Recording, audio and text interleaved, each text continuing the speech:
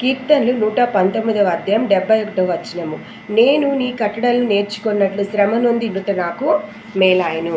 కనుక ఇక్కడ భక్తుడు అంటున్నాడు దావీదు మహారాజు, నేను నీ కట్టడలు నేర్చుకున్నట్లు నేను శ్రమ నొందిందే నాకు మంచిది అంటున్నాడు.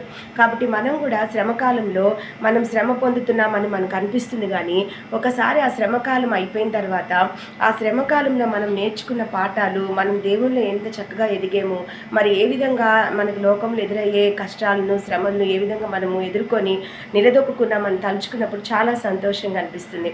కనుక ఇక్కడ భక్తుడు అంటున్నాడు, మరి నీ కట్టడలు నేర్చుకుని నాకు శ్రమ కలిగిందే మంచిది అంటున్నాడు. శ్రమకాలంలో శ్రమ సమయంలో మనకు అనిపిస్తుంది మనకి ఎందుకు ఈ శ్రమ, ఎందుకు ఇంత బాధని. కానీ ఆ సమయం అయిపోయిన తర్వాత దేవుడు మనకిచ్చే వరాలు, దేవుడు మన పట్ల చేసే అద్భుత కార్యములు, ఆశ్చర్య కార్యములు, మరి ఆ శ్రమలో మనం నేర్చుకున్న గుణపాఠాలు, మరి మన జీవితంలో మనం ఎదుర్కొన్న అనుభూతులు, ఆ క్షణాలు అవన్నీ తలుచుకున్నప్పుడు ఈ శ్రమ కలిగిందే మంచిదని మనకు ఆ రోజు అనిపిస్తుంది. ఇక్కడ భక్తుడు కూడా ఈ విధంగానే మాట్లాడుతున్నాడు. ఇంకా మనం చూసుకున్నప్పుడు యెషయా 48:10లో నేను నిన్ను పుటము వేసి తిని వెండిని వేసినట్లు కాదు, ఇబ్బంది కొలిమిలో నిన్ను పరీక్షించి తిని. మరి దేవుడు కూడా ఇక్కడ అంటున్నాడు, మరి వెండి బంగారు తెలుసు కదా, గనుల్లో నుంచి అలాగే తెచ్చి మనం వాడుకొని ఆభరణాలు చేసుకోము కదా, మరి వెండి కానీ మరి బంగారు కానీ తీసుకొని వచ్చిన తర్వాత మరి కంసాలు ఏం చేస్తారంటే బాగా దాన్ని అగ్నిలో వేసి కాల్చి శుద్ధి చేస్తారు, చాలాసార్లు కాల్స్తారనమాట. ఆ కంసాలకి దాంట్లో బాగా తృప్తి రావాలంటే ఇది చక్కగా ఉంది, ఇంకా మంచి మెరుపు వచ్చింది, ఇంకా దీన్ని మనం వాడుకోవచ్చు అనేదాకా దాన్ని శుద్ధి చేయడానికి ఎన్నోసార్లు అగ్నిలో కాల్చి శుద్ధి చేస్తారనమాట. కనుక ఆ విధంగా మన జీవితాన్ని కూడా దేవుడు తన స్వరూప్యంలోకి మార్చుకోవడానికి అనేక శ్రమలు అనుమతిస్తాడు. మనకి ఎన్నో శోధనలు వస్తున్నా కూడా మరి దేవుడు ఆ కాలంలో మనం తప్పిస్తూ మనకి ఎన్నో పాఠాలు నేర్పిస్తూ ఆ సమయంలో మనల్ని ఎంతో తర్ఫీదు చేస్తూ మరి గట్టిగా మనల్ని మరి కథలను ఒక స్తంభంలాగా తయారు చేస్తాడనమాట. కనుక ఆ శ్రమలు అనేది మన జీవితంలో చాలా అవసరమని ఇక్కడ చాలామంది భక్తులు, దావీదు మహారాజే కాదు చాలామంది భక్తులు మాట్లాడుతున్నారు. ఇంకా మనం చూసుకున్నప్పుడు యోబు 23:10లో నేను నడుచు మార్గం ఆయనకు తెలియను, ఆయన నన్ను శోధించిన తరువాత నేను సువర్ణం వలె కనబడుదును. యోబు గారు మరి భక్తులు మనకు తెలిసింది, ఆయన పడిన శ్రమలు మనం ఎవరు పడుండమేమో, మరి అటువంటి శ్రమల కాలంలో ఆయన ఆ శ్రమను అంగీకరిస్తున్నాడు. కాబట్టి ఇక్కడ ఏమన్నాడంటే నేను సువర్ణం వలె కనబడుదును.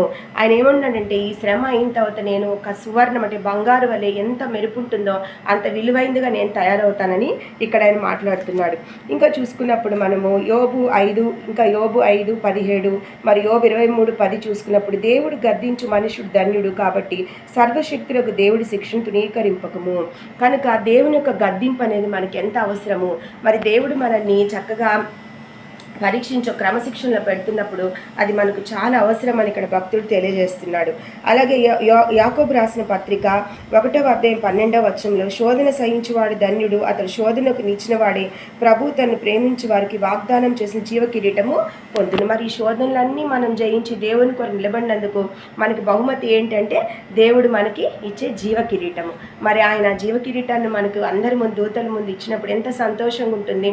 మరి ఈ లోకంలో మనం పడే ఈ శ్రమలన్నీ ఆ రోజు అసలు ఇదంతా పడింది మనము నథింగ్ అనిపిస్తుంది. ఆ జీవ కిరీటం మనం దేవుని దగ్గర పొందుకున్నప్పుడు ఇంకా కొంచెం ఎక్కువ శ్రమపడి దేవుని దగ్గర ఇంకా ఎన్నో రివార్డ్స్ ఉంటాయి కదా, ఇంకా మనం పొందుకొని ఉంటే ఎంత బాగుండేదని అనిపిస్తుందేమో. కనుక శ్రమ అనేది చాలా అవసరం మనిషికి. మరి దేవుడు గద్దింపు అనేది కూడా మనకు చాలా అవసరము. ఆ గద్దింపు ఎప్పుడైతే మనకు ఉంటుందో అప్పుడు ఏమవుతుందంటే మనము నేర్చుకోవాల్సిన పాఠాలు ఎన్నో ఆ గద్దింపు వల్ల నేర్చుకుంటాము. మరి ఆ సమస్యలు, ఆ శ్రమకాలంలో మనం దేవుని కొరకు నిలబడతాము.